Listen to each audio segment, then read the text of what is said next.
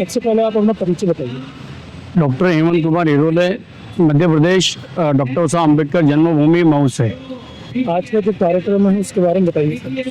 महाबोधि महाविहार मुक्ति आंदोलन में आज 2 दिवसीय आंदोलन में हम लोग शामिल होने के लिए यहाँ आए थे और हमारी ये मांग है कि बीटी एक्ट 1949 को रद्द किया जाए और महाबोधि महाविहार ये बौद्धों को पूर्णतया सौंपा जाए, ये हमारी मांग है। और जिस प्रकार से देश में दिया जाता है कि आप अलग अलग जगह किसी कोई जगह खोद कर प्रमाण पाए जा रहे हैं कि अलग अलग धर्म के, लेकिन हमारा इतना बड़ा प्रमाण होने के बावजूद भी बौद्ध धर्म का जो दिव्य ज्ञान प्राप्त हुआ था तथागत गौतम बुद्ध को, वो महाबोधि विहार बौद्धों को विरासत बौद्धों को सौंपी जाना चाहिए। ये हमारी बिहार के मुख्यमंत्री नीतीश कुमार जी से भी मांग है और देश के प्रधानमंत्री नरेंद्र मोदी जी से भी हमारी मांग है। जिस प्रकार से वो देश में विश्वव्यापी कई मस्जिदों में शिव जी को खोद रहे हैं और वहाँ पे आर्कोलॉजी की सर्चिंग कर रहे हैं, कई धार में भोजशाला में हिंदुत्व की ये खोज कर रहे हैं। उस प्रकार से हम लोग मांग कर रहे हैं कि भाई विश्व में शांति का संदेश देने वाले तथागत गौतम बुद्ध का जो महाबोधि विहार है कि बौद्ध को सौंपा जाए, क्योंकि ये देश ये बौद्ध की पहचान है। जब हमारे देश के प्रधानमंत्री बाहर विदेशों में जाते हैं तो ये किसी अन्य का नाम न लेते हुए ये बोलते हैं कि मैं बौद्ध के धरती से आए। देश के जाने माने उद्योगपति नीता अंबानी हमारे देश से बाहर जाती है तो वो अपने परिचय ये बोलती है कि मैं बुद्ध की धरती से आई हूँ। इसीलिए हमारा ये कहना है कि इस बुद्ध की धरती के लिए, बुद्ध की धरती पे अगर हम लोग बुद्ध की धरती को सम्मान करना चाहते हैं तो जो हमारा बौद्ध गया का महाबोधि बुद्ध विहार है हमारे बौद्ध को सौंपा जाए, ये हमारी मांग है। लेकिन सवाल ये भी तो बनता ना, तमाम जो बौद्ध भिक्षु हैं वो भी आपस में ही लड़ रहे हैं, ना कि सरकार से लड़ रहे हैं, तो सरकार आपकी सुनवाई क्यों कर रही है? नहीं, ऐसा कोई लड़ाई का कोई ऐसा नहीं है। एक्चुअली सरकार का हमेशा आप देखते हैं आंदोलन को कमजोर करने के प्रयास में 2 गुटों का बांटने का प्रयास करती है सरकार। ये सरकार की बहुत पुरानी चाल है और ये पुरानी नीतियां है। हमारे जो भी बौद्ध भिक्षु है सभी सम्मानित है और सभी ये सम्मानित लोग महाबोधि विहार मुक्ति आंदोलन के लड़ रहे हैं, चाहे वो अलग अलग जगह लड़ रहे हो, लेकिन हमारा एक ही, सभी लोगों की एक ही मांग है, महाबोधि विहार मुक्त हो, ये हमारी मांग है और सभी लोगों की मांग है। कोई भी बुद्ध इसके इसमें बंटावा नहीं है। ये तो सिर्फ मीडिया के कुछ पोषित मीडिया, जो सरकार की पोषित मीडिया है, उनके द्वारा प्रोपेगेंडा फैलाया जा रहा है। लेकिन हम लोग बताते हैं कि सभी भिक्षुगण एक साथ है और हमारा एक ही मांग है कि महाबोधि विहार की मुक्त किया जाए। क्या कारण है आपको लगता है कि सरकार जो है वो बौद्ध विहार को बौद्धों के हाथ में नहीं दे रही? एक्चुअली ये बहुत सोची समझी गहरी साजिश है। ये देश बुद्ध का देश है और ये बहुत ही मनुवादी सोच के तहत बुद्ध का प्रचार प्रसार ना हो ताकि पाखंडवाद को लपेटा जाए, क्योंकि बुद्ध का जो विचार है पाखंड के विरोध में है और ये जो मनुवाद है ये पाखंड फैलाती है। अगर ये बुद्ध घर घर अगर पहुंच जाते हैं तो इन मनुवादियों की, इन ब्राह्मणवादियों की दुकानदारियां बंद हो जाएगी। इसीलिए ये लोग बड़ी सोची समझी साजिश के तहत ये बौद्ध विहार नहीं सौंपना चाह रहे हैं।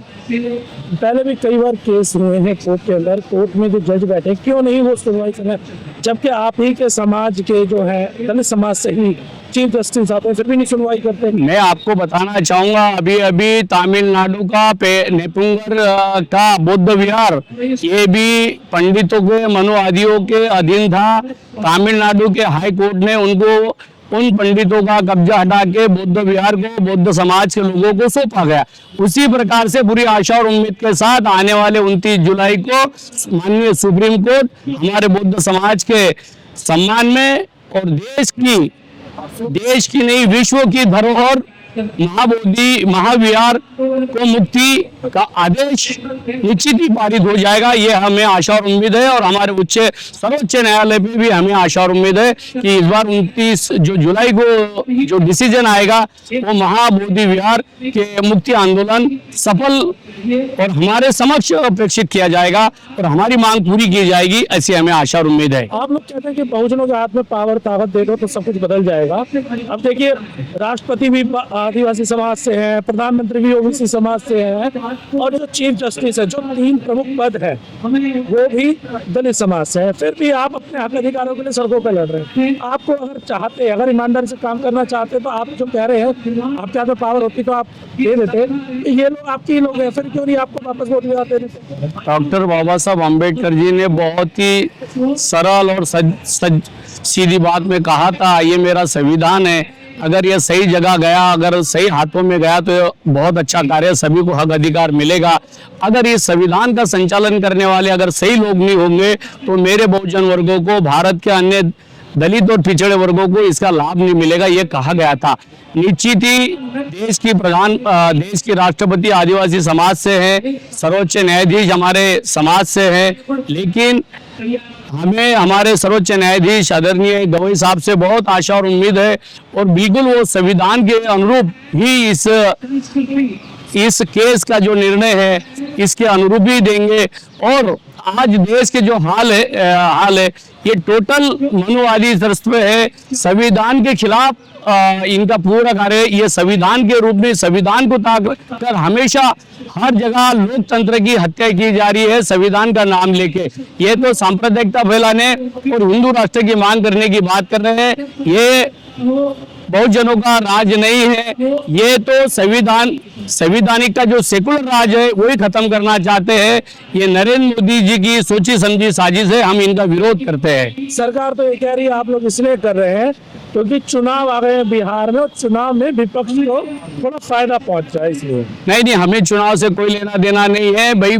बिहार के मुख्यमंत्री नीतीश कुमार जी है, वो हमें महाबोधि मुक्ति विहार दे और चुनाव और जीते, हमें क्या दिक्कत है, हम उनको सहयोग करेंगे। हमारा कोई विपक्ष है ना पक्ष से है, हमारा तो एक ही मांग है कि महाबोधि महाविहार हम बौद्ध समाज को, बौद्ध अनुयायी को सौंपा जाए ताकि ये विश्व शांति का प्रतीक बना रहे। और यहाँ जो ब्राह्मणवादी और मनोवादी का जो कब्जा है वह पिंडदान और अन्य पाखंड किए जाते वो बंद किया जाए, और ताकि तथागत गौतम बुद्ध जी ने कहा है करुणा शांति का संदेश दिया है और उन्होंने पाखंड के विरोध की बात करी है। जिस प्रकार से महाबोधि महाविहार में ये पाखंड फैलाने का काम करते हैं, वहाँ के मनोवादी और ब्राह्मण लोग उनको हटाया जाए और ये पूरा महाबोधि महाविहार हम बौद्ध अनुयायी को सौंपा जाए, ये हमारी मांग है।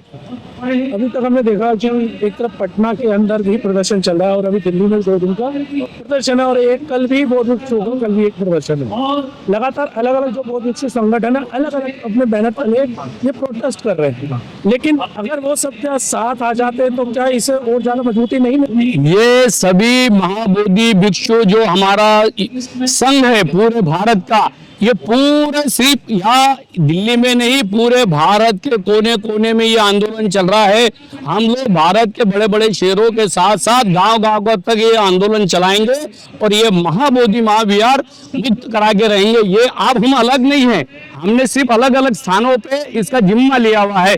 हमारा आंदोलन नागपुर में भी चल रहा है, हमारा आंदोलन मुंबई में भी चल रहा है, हमारा आंदोलन पटना में भी चल रहा है, हमारा आंदोलन दिल्ली में भी चल रहा है, हमारा आंदोलन पंजाब लुधियाना चंडीगढ़ हिमाचल में भी चल रहा है, हमारा आंदोलन लेह लद्दाख में भी चल रहा है, हमारा आंदोलन दार्जिलिंग में भी चल रहा है, हमारा आंदोलन असम में भी चल रहा है। भारत के कोने कोने में आंदोलन चल रहा है। हमारे कोई बौद्ध भिक्षु आपस में बटे नहीं है, सिर्फ अलग अलग सभी नेतृत्व बटा हुआ है, लेकिन हमारी सभी लोगों की एक ही मांग है कि जो बोध गया का विश्व शांति का प्रतीक महाबोधि विहार बौद्धों को सौंपा जाए, ये हमारी प्रबल मांग है। देश के प्रधानमंत्री नरेंद्र मोदी जी से भी और बिहार के मुख्यमंत्री नीतीश कुमार जी से भी। अंत में आपसे एक सवाल है कि अगर सरकार आपकी मांगे नहीं मानती तो आगे क्या रणनीति है? हमारी कटिबद्ध नियमबद्ध सतत ये लड़ाई और हमारी संवैधानिक रूप से शांतिमय, क्योंकि तथागत गौतम बुद्ध का जो संदेश है, हम लोग शांतिमय हैं, हम करुणामय लोग हैं, हम शांति का संदेश देते हुए हमारी मांग के लिए हमारी गांव से लेकर शहर तक हमारी मांग जारी रहेगी और निश्चित ही हम लोग इसमें सफल हो जाएंगे। और हमें पूरी आशा और उम्मीद है, ज्यादा हमें दूर जाने की जरूरत नहीं है। 29 जुलाई को हमारे पक्ष में ये निर्णय आएगा।